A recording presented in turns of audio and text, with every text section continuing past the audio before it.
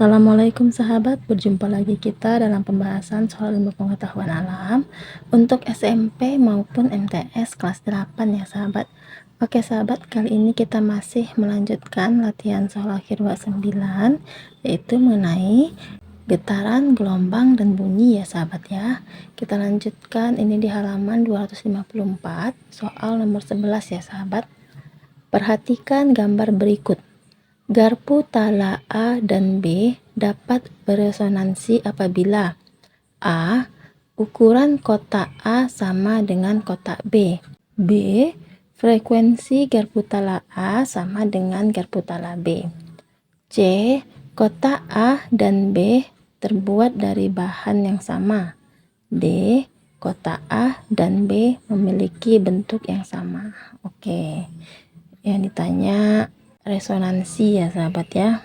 Agar bisa menjawab soal nomor 11 ini, sahabat harus tahu dulu ya sahabat ya, apa itu resonansi. Jadi resonansi ini adalah suatu peristiwa ikut bergetarnya suatu benda karena pengaruh benda lain yang bergetar ya sahabat ya. Jadi syaratnya agar terjadi resonansi ini adalah frekuensi kedua benda harus sama. Jadi untuk nomor 11 jawaban yang pas itu adalah ya betul yang B ya sahabat ya. Frekuensi garpu tala A sama dengan garpu tala B. Oke sahabat, sekarang kita lanjut ke soal nomor 12. Ini soal host ya sahabat ya. Sumber bunyi dengan frekuensi 550 Hz digunakan pada percobaan resonansi kolom udara. Jika pada resonansi pertama, panjang kolom udara dalam tabung adalah 15 cm, kelajuan bunyi di udara adalah, oke, kita buat dulu diketahuinya ya sahabat ya. Diketahui resonansi pertama itu adalah seperempat panjang gelombang ya sahabat ya, sama dengan 15 cm. Kemudian frekuensinya 550 Hz. Yang ditanya V atau kelajuan bunyi di udara ya sahabat ya. Maka kita cari dulu panjang gelombangnya. Tadi seperempat dari panjang gelombang itu sama dengan 15 ya sahabat ya. Maka panjang gelombangnya sama dengan 15 cm dikali 4/1, itu sama dengan 60 cm. Kita ganti ke meter menjadi 0,6 meter ya sahabat ya. Nah sekarang langsung saja kita masukkan rumus V ya sahabat ya. V sama dengan lambda dikali F, panjang gelombang dikali frekuensi ya sahabat ya. Panjang gelombangnya tadi 0,6 meter, sedangkan frekuensinya 550 Hz, maka didapatlah V nya 330 meter per sekon. Berarti untuk nomor 12 jawaban yang pas itu adalah yang C ya sahabat ya. Oke sahabat, sekarang kita lanjut ke soal nomor 13. Perhatikan pernyataan berikut. 1. Menentukan kadar garam air laut. 2. Menentukan cepat rambat bunyi di udara. 3. Mendeteksi janin dalam kandungan. 4. Mengukur kedalaman laut. Pernyataan yang merupakan pemanfaatan bunyi pantul dalam kehidupan sehari-hari ditunjukkan oleh nomor. Oke, jadi ada beberapa manfaat dari bunyi pantul ini dalam kehidupan sehari-hari ya sahabat ya. Yang pertama itu bisa untuk mendeteksi janin dalam kandungan, tentunya dengan metode USG ya sahabat ya. Kemudian mengukur kedalaman laut. Selanjutnya kita dapat mengetahui kedudukan kapal selam dengan mengirim gelombang ultrasonik dari kapal pemburu ke bawah laut ya sahabat ya. Kemudian manfaat selanjutnya itu untuk mengetahui kedudukan segerombolan ikan di laut. Kemudian kita juga dapat mengetahui kantung-kantung cekungan minyak bumi dengan mengirimkan gelombang bunyi ke dalam tanah. Manfaat selanjutnya itu bisa mendeteksi kerusakan pada suatu logam ya sahabat ya. Kemudian untuk speaker radio, televisi, handphone itu menggunakan bunyi audiosonik ya sahabat ya. Dan masih banyak lagi manfaat dari bunyi pantul ini. Berarti untuk nomor 13 jawaban yang pas itu adalah yang D ya sahabat ya, yaitu pernyataan nomor 3 dan pernyataan nomor 4. Oke sahabat, sekarang kita lanjut ke soal nomor 14. Ini juga soal host ya sahabat. Sumber bunyi yang memiliki frekuensi 650 Hz digunakan pada percobaan resonansi kolom udara. Jika pada resonansi kedua, panjang kolom udara dalam tabung 39 cm, kelajuan bunyi di udara adalah, oke. Nomor 14 ini resonansinya kedua ya sahabat ya, berarti panjang gelombangnya itu 3/4.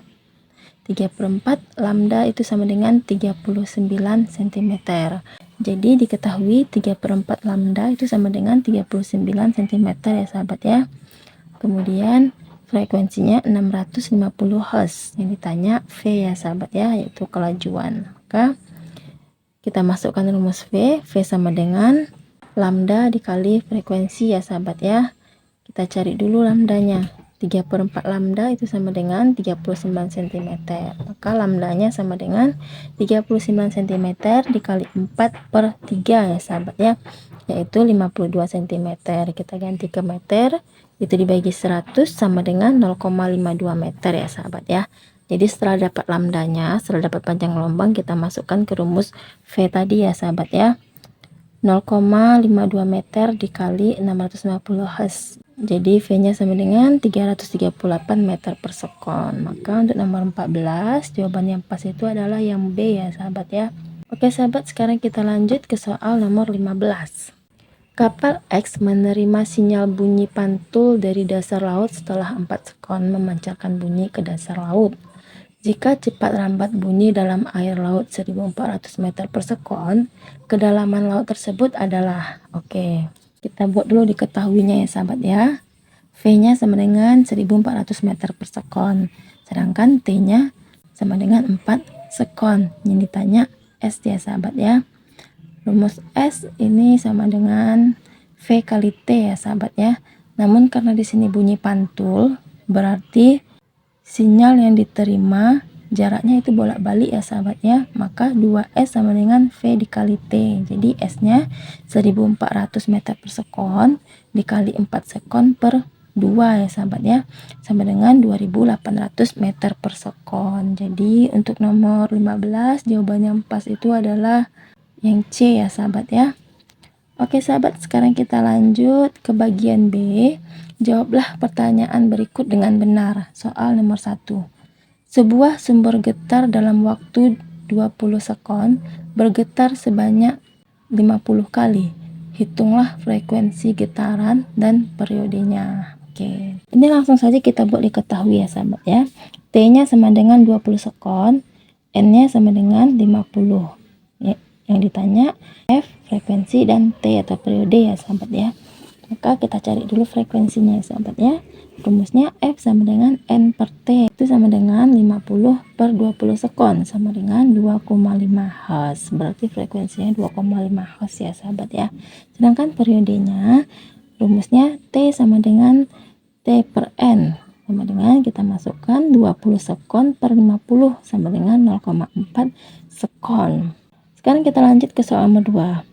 Jelaskan perbedaan antara gelombang transversal dan gelombang longitudinal. Berilah masing-masing 2 contoh. Oke.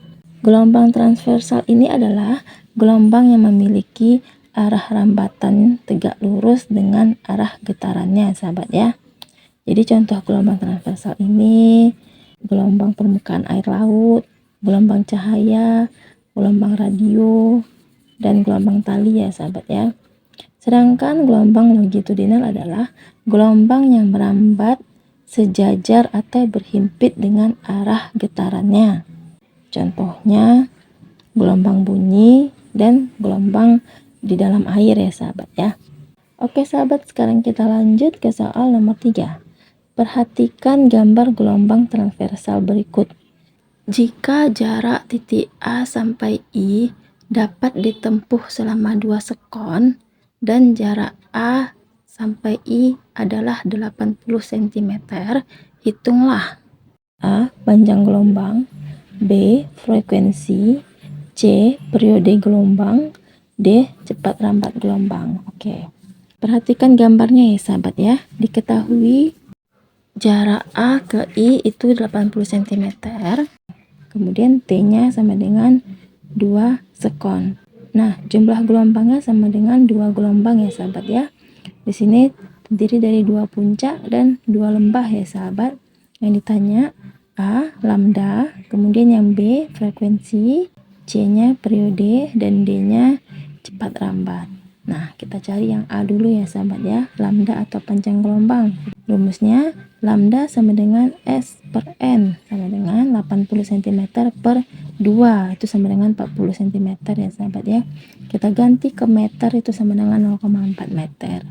Kemudian frekuensi, rumusnya N per T, itu sama dengan 2 per 2 sekon ya sahabat ya, sama dengan 1 Hz.